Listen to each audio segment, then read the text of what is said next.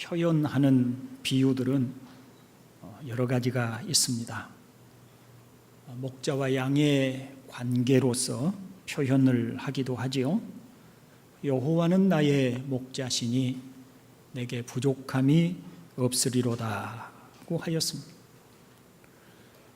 또 우리 주님과 우리와의 관계를 표현하는 비유로 이 남편과 아내, 즉 부부의 관계로 표현을 하기도 합니다.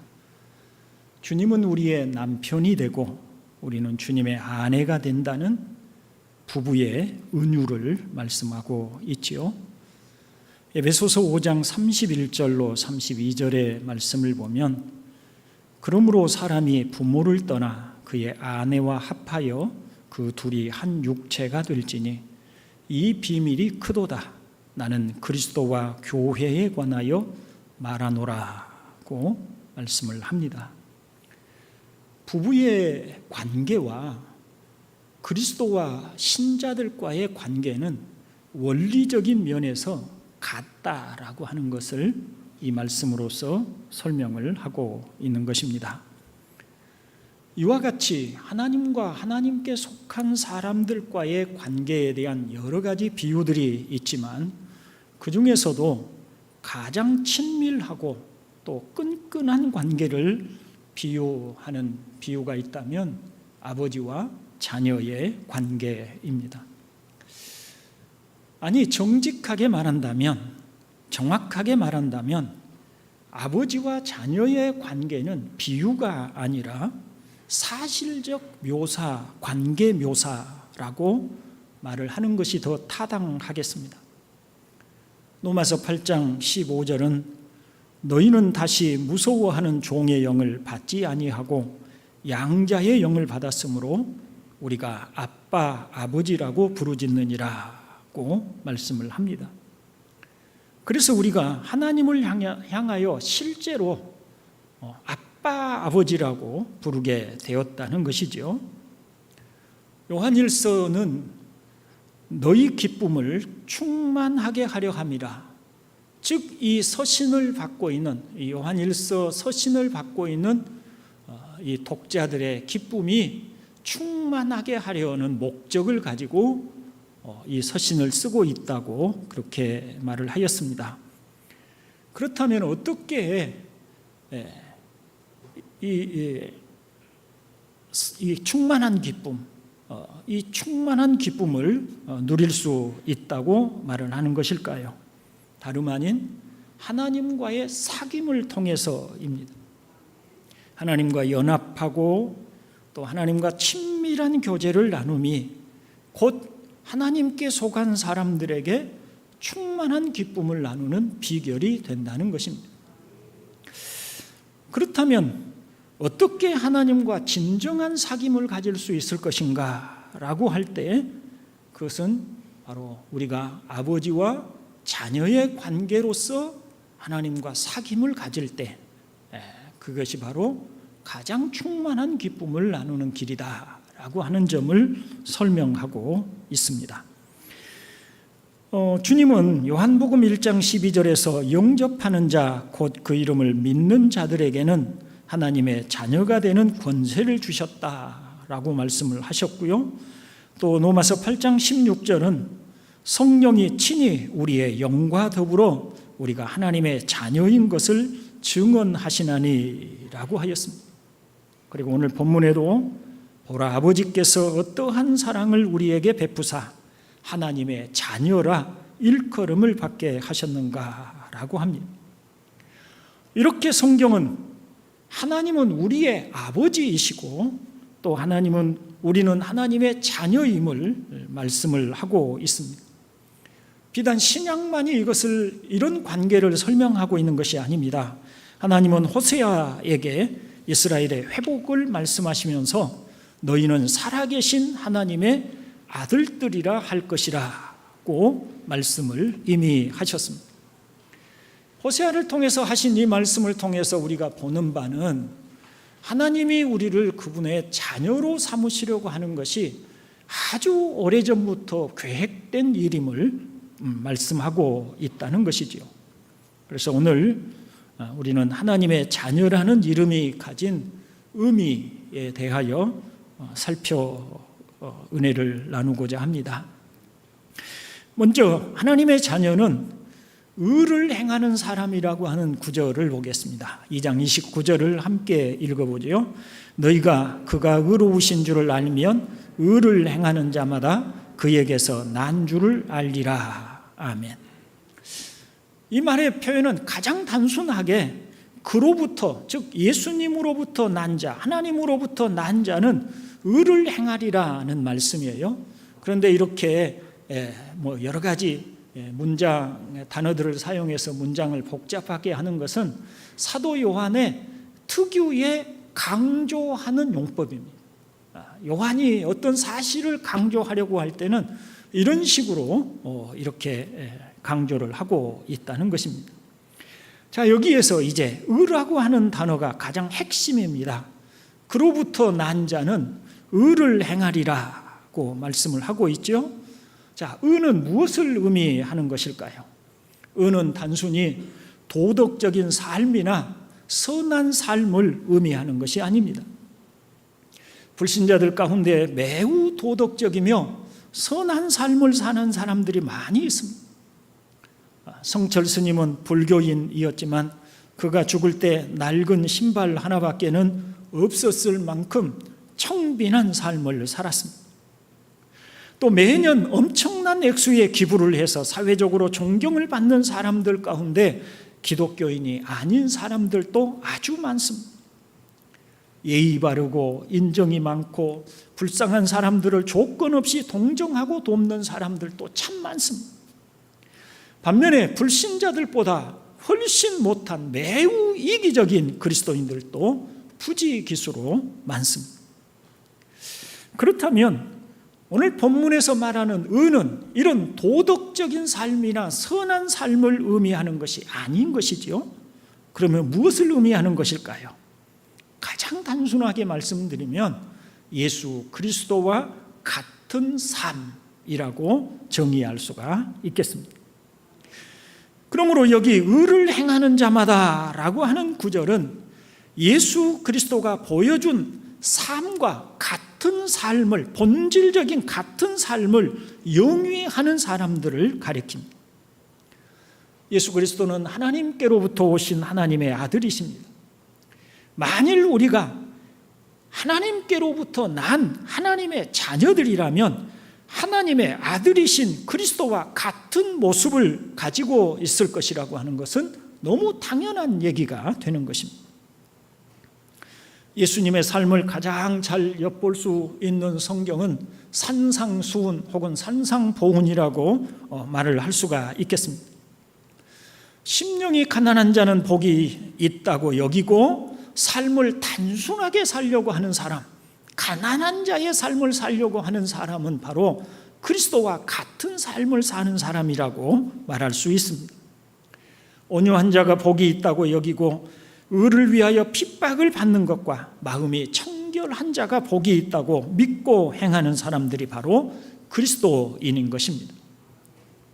이런 삶은 그 사람이 얼마나 선한 사람이냐 좋은 사람이냐와는 상관없는 질적으로 다른 삶의 모습인 것입니다. 겉으로 드러나게 남을 해하려는 태도는 말할 것도 없지만은 마음에 일어나는 미움이나 분노와 형제를 무시함과 같은 감정조차도 옳지 않는 태도로 보는 주님의 삶의 모습, 그것이 바로 의의 삶인 것입니다. 여기서 요한은 이렇게 이야기를 하고 있습니다. 나는 여러분이 그리스도께서 행하신 일로 말미암아 하나님과 사귐을 나누는 자리에 들어갔을 뿐 아니라 하나님으로부터 태어난 하나님의 자녀라는 점을 깨닫기를 원합니다.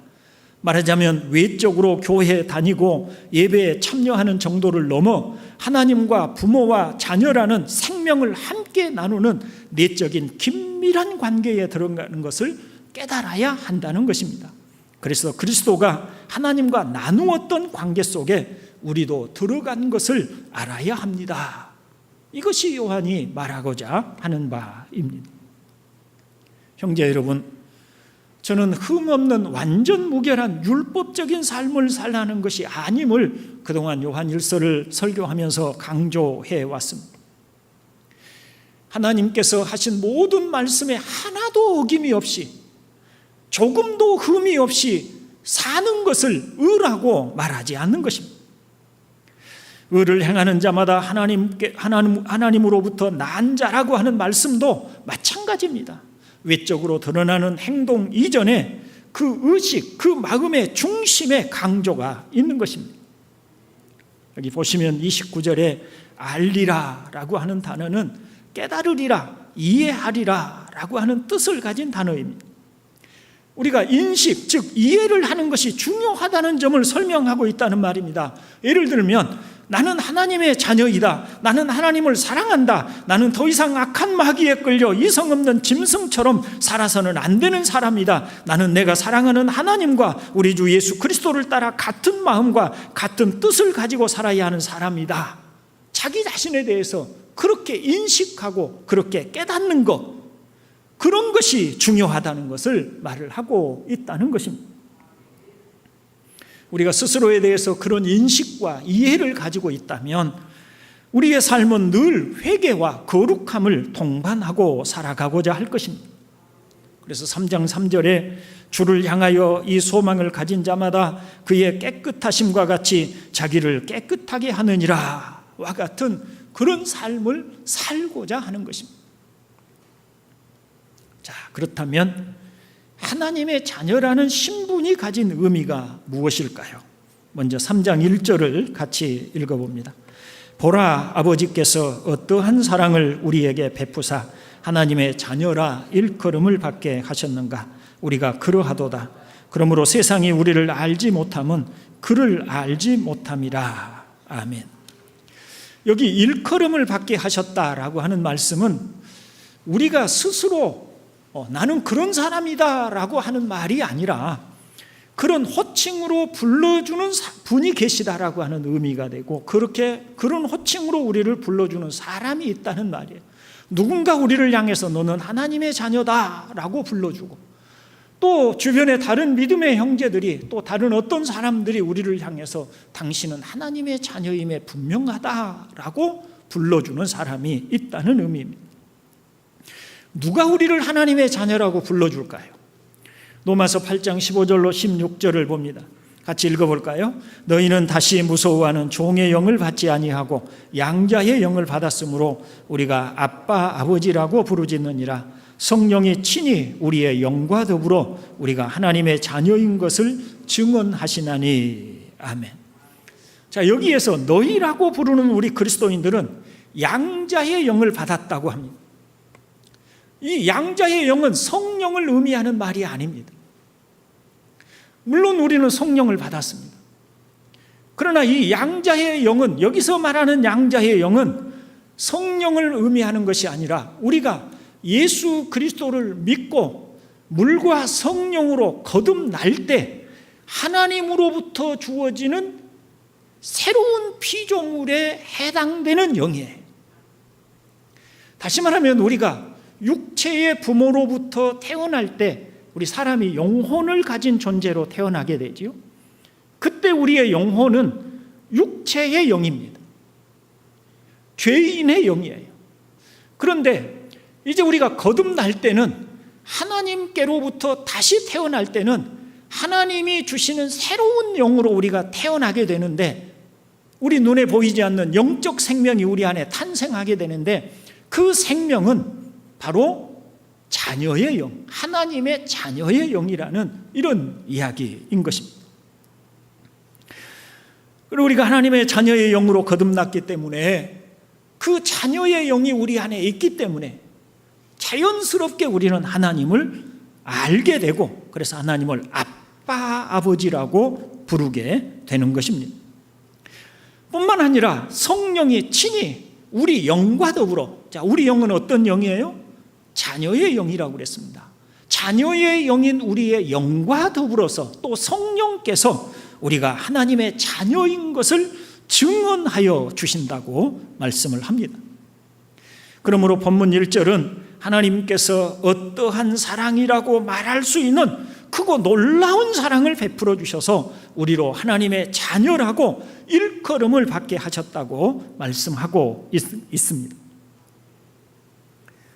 우리가 하나님의 자녀라는 신분을 가졌다는 점은 하나님과 매우 특별한 관계가 되었다는 것을 가르쳐 줍니다.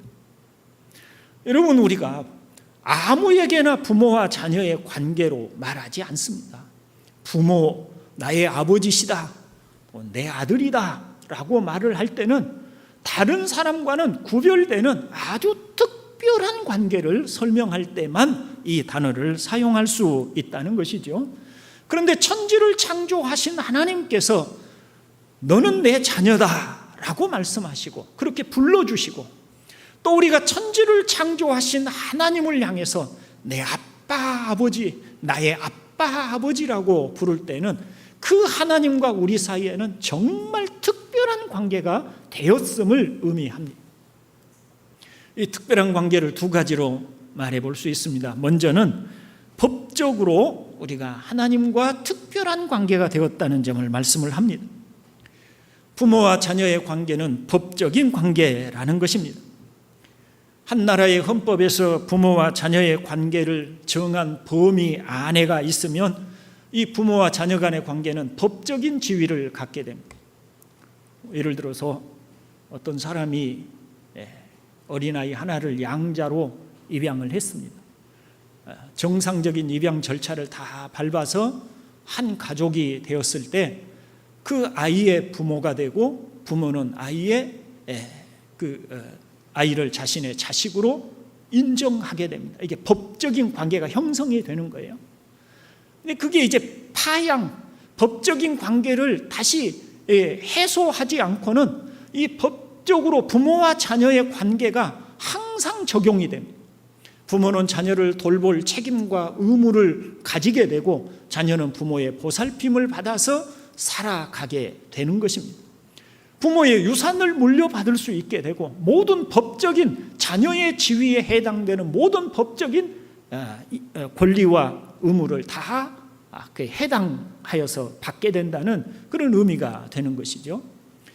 그런데 사람은 늘 변합니다. 그래서 때로는 우리가 보게 되면 어떤 사람을 양자로 입양을 했다가 나중에 마음에 들지 않는다고 해서 파양을 하고 또 그 관계가 갈라지는 그런 경우도 없지 않아 있습니다. 그러나 우리 하나님은 신실하신 분이셔서 그분이 한 번 입에 내시고 그분이 한 번 결정하신 일은 반드시 패하는 법이 없고 변하는 법이 없으신 분이시죠. 그 하나님께서 우리를 자녀의 영으로 새롭게 태어나게 하셨고, 우리를 자녀라 불러주시고 우리에게 하나님을 아빠 아버지라 부를 수 있도록 해주셨다면 이 관계는 이 법적으로 영원까지 가는 관계인 것을 믿으시기를 바랍니다. 그래서 이 부모와 자녀의 관계는 끊을래야 끊을 수 없는 관계, 하나님과 우리 사이에는 결코 끊어질 수 없는, 하나님은 우리 아버지가 되고 우리는 그분의 자녀가 되어 우리는 하나님을 나의 아빠 아버지라고 부르고 하나님은 너는 내 사랑하는 아들이라고 부르는 이 관계가 법적으로 영원히 계속되는 것입니다. 그래서 바울은 말합니다. 로마서 8장 38절로 39절 함께 읽어봅니다. 내가 확신하노니 사망이나 생명이나 천사들이나 권세자들이나 현재일이나 장래일이나 능력이나 높음이나 깊음이나 다른 어떤 피조물이라도 우리를 우리 주 그리스도 예수 안에 있는 하나님의 사랑에서 끊을 수 없으리라. 아멘. 왜 끊을 수 없습니까? 왜 하나님의 사랑에서 끊을 수 없습니까? 그것은 신실하신 하나님, 변함이 없으신 하나님께서 그렇게 정한 관계이기 때문입니다. 법적인 관계이기 때문입니다. 나중에 하나님의 심판대 앞에 섰을 때 우리는 하나님과 법적으로 하나님이 우리 아버지가 되시고 우리는 그분의 자녀가 되었다는 이 사실이 법적으로 인정되어 있을 것입니다. 그래서 하나님은 우리를 심판하지 않으십니다. 자기 자녀를 심판하는 부모는 없는 것입니다. 다음으로 우리가 하나님의 자녀라면 하나님의 본성을 공유했다는 의미가 있습니다. 간단한 말로 하면 하나님의 성품, 기질을 함께 가졌다는 말입니다. 자녀는 부모의 성품과 성격과 기질을 담습니다. 전혀 부모의 유전자를 받지 않는 돌연변이는 없습니다. 그렇듯이 우리가 하나님의 자녀의 영으로 거듭났다면 우리 또한 하나님의 성품과 기질을 함께 받은 사람들이라는 말이 됩니다. 베드로후서 1장을 보면 먼저 3절에서 그의 신기한 능력으로 생명과 경건에 속한 모든 것을 우리에게 주셨으니 라고 합니다. 그리고 이어서 4절에서 신성한 성품에 참여하는 자가 되게 하려 하셨느니라고 말씀을 하고 있죠. 하나님께서 신기한 능력으로, 정말 신기한 능력으로 생명과 경건에 속한 모든 것을 우리에게 주셨어요. 이 생명과 경건에 속한 모든 것이 어디에 담겨져 있어요? 그게 바로 신의 성품에 담겨져 있어요. 새로운 피조물, 우리를 지으신 새로운 피조물, 이 새로운 피조물 안에, 자녀의 영 안에 바로 생명과 경건에 속한 모든 그 신기한 능력이 담겨져 있어요. 그래서 우리는 신의 성품을 가진 자가 되는 거예요. 신의 성품, 하나님의 성품, 하나님의 기질, 하나님의 본성, 이것을 공유한 자가 되었다라고 하는 말입니다. 요한복음 15장은 예수님은 포도나무며 우리는 그의 가지라고 하는 비유로서 설명을 하고 있습니다. 여러분, 포도나무와 포도나무 가지는 본성상으로 같은 본질을 소유하고 있어요. 나무는 포도나무인데 가지는 사과나무의 본성을 가지고 있는 나무는 없습니다. 포도나무 가지에 붙어있는 가지는, 포도나무에 붙어있는 가지는 포도나무와 본질적으로 같은 것입니다. 자, 예수님이 하나님의 아들로서의 모든 본성을 가지고 계시다면 그 가지, 그 포도나무에 붙어있는 가지된 우리 또한 예수님이 가지신 하나님의 아들의 모든 본성을 우리도 함께 가지고 있다는 설명이 되는 것입니다. 여러분, 예수 그리스도를 믿는 우리는 어떤 사람들입니까? 원래 우리는 죄인으로서 하나님의 원수로 행하던 사람들입니다. 하나님의 진노의 심판의 대상이었습니다. 그런데 그 크신 사랑을 베푸사 우리를 하나님의 자녀로 새롭게 태어나게 하셨습니다. 하나님의 자녀라고 하는 말은 단순히 예수 믿고 교회 다니는 사람이라는 의미가 아닌 것입니다. 하나님과 뗄 수 없는 부모와 자녀의 사이, 법적으로 공인되고 기질적으로 유전자를 함께 공유한 관계라고 하는 의미가 됩니다. 왜 우리가 의를 행하는 사람이 되어야 됩니까? 왜 우리는 의를 행하고 살고자 합니까? 왜 우리는 죄를 지으면 마음에 부담스럽고 괴롭고 아픕니까? 누군가를 해롭게 한 것도 아니고 다른 사람에게 어떤 사회적인 악을 행하는 것도 아닌데도 불구하고 하나님 앞에 합당치 못한 어떤 일을 했을 때 왜 우리 마음이 그처럼 심란하고 괴로운가요? 그것은 하나님의 의로우심처럼 우리도 그 의의 본성을 가지고 있고, 그래서 하나님을 닮아 하나님의 의로우심처럼 그렇게 살고 싶은데 그게 우리에게서 벗어났을 때, 그 의의 삶을 살지 못할 때 그것이 우리의 마음에 괴로움이 되는 것입니다. 왜냐하면 우리 본성이 그러하기 때문이라는 얘기예요. 우리는 율법의 조항을 걸어놓고 제1계명, 제2계명, 제10계명 조항을 걸어놓고 저것은 내가 지켜야 된다라고 하는 의무감을 가지고 지키는 사람들이 아니라는 말입니다. 우리는 하나님을 사랑하고 하나님이 우리의 아버지가 되시고 우리는 그분의 자녀라고 하는 이 사랑의 관계 속에서 하나님처럼 살고 싶고 우리 주 예수님처럼 살고 싶은 그런 본성적인 우리 안에 소원이 있어서 우리가 그렇게 하나님의 뜻을 따라 사는 존재가 되었다라고 하는 의미이고, 이것을 사도 요한이 지금 우리에게 이것을 너희가 알기를 원한다, 이것을 너희가 깨닫고 이해하기를 원한다고 그렇게 말을 하고 있는 거예요. 좀 더 도덕적인 사람이 되고 그러므로 사회의 모범이 되기 위해서 우리는 더 선한 삶을 살고자 하고 죄를 안 지으려고 하는 것이 아닙니다. 우리는 그렇게 살도록 태어난 사람들이라는 것입니다. 우리는 본질적으로 과거와는 완전히 단절된 사람으로 거듭 태어났습니다. 예수님을 여러분의 구주로 믿습니까? 그것이 무엇을 의미하는지 이해하시겠습니까? 깨닫는 모두가 되시기를 주의 이름으로 축원을 드립니다. 이제 우리가 어떻게 하나님의 자녀가 되었는지, 그리고 그 의미가 무엇인지를 또 더 설명을 해 보겠습니다. 본문 3장 1절에 보라, 아버지께서 어떠한 사랑을 우리에게 베푸사라고 말씀을 하지요. 여기 베푸사라고 하는 단어는 넣어주다, 심어주다, 주입하여 주다라고 하는 뜻입니다. 또 일컬음을 밖에라고 할 때 이 밖에는 뭐뭐 하도록, 뭐뭐 하기 위해서 목적으로 해석해야 맞습니다. 그래서 1절을 다시 보면 보라, 우리가 하나님의 자녀가 될 수 있도록 하기 위해 어떠한 사랑을 우리에게 부어주셨는가, 이렇게 말을 하면 좀 더 이해하기가 쉽습니다. 부모가 자녀를 낳으면서 자기의 생명을 부어주듯이 하나님이 우리 자신의 생명을 우리에게 부어주셨다는 말씀으로 이해할 수 있습니다. 그러니 우리가 하나님의 성품을 나타내지 못하고 산다면 우리는 하나님의 자녀라고 할 수 없다는 말씀을 하고 있는 것입니다. 이런 이치를 세상은 결코 알지 못한다고 합니다.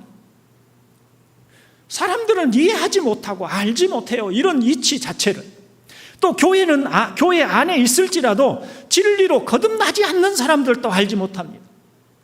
이런 설교를 하면 도대체 무슨 말을 하는가 참 이해하기가 어렵다고 말합니다. 그냥 예수 잘 믿고 열심히 봉사하고 선한 사람으로 살면 되는 것이지 뭐가 이렇게 복잡하냐고 말할 수 있습니다. 그런데 오늘 제가 어려운 말을 하고 있습니까? 아닙니다. 얼마든지 이해할 수 있는 말을 하고 있습니다. 그렇지만 어렵게만 느껴지는 것은 그가 성령으로 거듭나지 않았기 때문일 수 있습니다. 본문에서 세상이 우리를 알지 못함은이라고 하는 것입니다. 보이지도 않는 하나님을 사랑한다고 합니다. 2000년 전에 유대 땅 예루살렘에서 십자가에 달려 죽은 예수를 자신의 생명처럼 여기고 사랑합니다. 그리고 그분처럼 살고 싶어 합니다. 성경을 진리의 하나님의 말씀으로 믿고 온전히 그 말씀을 사랑하고 받습니다. 이것이 어떻게 이성을 가진 사람들이 이해할 수 있는가? 학교에서도 그렇게 가르쳐주지 않고 누구도 우리에게 그렇게 말해주지 않는데도 불구하고 우리는 자기의 목숨이라도 아끼지 않고 주께 드리기를 기뻐하는 사람이 됐어요. 세상이 할 수 없는 거예요.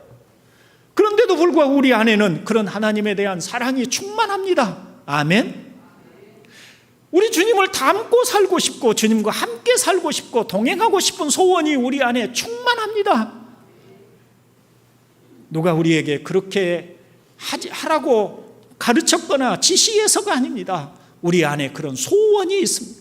아까도 말씀드린 바와 같이 우리는 뭔가 하나님 보시기에 합당치 못한 어떤 일, 사회적으로는 아무런 해가 되는 일이 아님에도 불구하고 그런 어떤 일이 우리 안에 일어나게 되면 불편하고 또 불쾌하고 또 마음이 상하게 됩니다. 왜냐하면 내가 사랑하는 주님처럼 살지 못했다는 그런 아픔 때문에 그러합니다. 이것을 세상은 알 수가 없는 일입니다. 오직 하나님의 자녀의 영으로 거듭난 사람들만이 본성적으로 우리 안에 있는 그 자녀의 영이 작용하여 우리에게 그런 생각을 하게 하고 그런 이 마음을 갖게 하는 것입니다. 오늘같이 더운 날 참 무덥지요. 집에서 나와 한 걸음만 걸어도 땀이 줄줄 흘러내리는 이런 날에 그래도 하나님께 예배하기 위해서 준비하고 나오는 이런 모든 과정들이 어찌 쉽겠어요. 그럼에도 불구하고 기쁜 마음으로 또 당연히 예배해야 된다고 생각하고 나아올 때 그것은 하나님의 영이 그 안에 있지 않고는 불가능한 일인 줄로 믿습니다. 이제 말씀을 정리하고 마칩니다. 사랑하는 동산교회 형제 여러분, 우리가 하나님의 자녀로 거듭나고 진리를 알게 된 것은 오직 감탄스러운 하나님의 사랑 때문입니다. 우리가 하나님의 자녀가 된 것에 어떤 값을 지불한 것이 있습니까? 아닙니다. 우리의 죄와 무가치함에도 불구하고 타락과 죄악된 행동과 불결한 삶에도 불구하고 우리를 무조건 용납하여 주시고 사함을 받을 길로 인도하셔서 구원하여 주신 사랑을 보십시오. 주님께서 죄인된 우리를 위하여 어떤 희생으로 값을 감당하셨는지를 상기해 보십시오. 주님이 왜 이 세상에 오셔야 했으며 세상에서 고난을 받으셔야 했으며 십자가에 죽으셔야 했는지를 생각해 보십시오. 보라, 어떠한 사랑을 이라고 하는 말씀이 그 모든 것을 드러내주고 있습니다. 다시 로마서 5장 8절의 말씀을 읽어드리고 마치도록 하겠습니다. 우리가 아직 죄인 되었을 때에 그리스도께서 우리를 위하여 죽으심으로 하나님께서 우리에 대한 자기의 사랑을 확증하셨느니라. 아멘. 이런 사랑을 받고 하나님의 자녀의 영으로 거듭난 여러분, 우리의 삶이 주님이 기뻐하시는 의의 삶을 사는 성도가 되기를 주님의 이름으로 축원을 드립니다. 아멘. 자비로우신 아버지 하나님,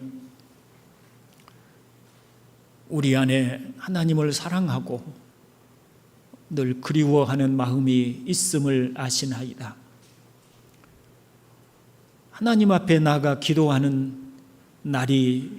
못한 날이 길어지면 우리 마음에 갈증처럼 하나님 앞에 기도하고 싶은 소원이 생겨나고, 하나님의 말씀을 듣고 예배하는 일을 하지 못하면 마음에 무겁고 답답함이 있습니다. 하나님 앞에 나와 예배하고 주의 말씀으로 또 성령의 역사를 경험하게 되면 말할 수 없는 기쁨과 또 즐거움이 우리 안에 있습니다. 아버지께서 우리를 자녀로 삼아주심 때문인 줄로 믿습니다. 우리가 하나님의 자녀의 영을 가진 자들이기 때문인 줄로 믿습니다. 오 아버지여, 우리에게 더욱 은혜를 베풀어 주셔서 우리가 이 죄로 오염된 모든 죄악된 삶과 의롭지 못한 모든 삶들을 하나씩 하나씩 벗어내게 하여 주시옵고, 주님의 거룩하심처럼, 주님이 깨끗하심처럼 우리도 의의 삶을 갈망하고 사는 성도들이 되도록 은혜를 주시옵소서. 오늘도 우리가 하나님의 거룩한 자녀로, 하나님의 큰 사랑으로 하나님의 자녀 되었음을 다시 한번 확인하고 감사하고 우리 하나님께 영광을 올려드리는 우리 모두가 되기를 간절히 바랍니다. 우리 주 예수 그리스도의 이름으로 기도드리옵나이다. 아멘. 교회 소식 간단하게 말씀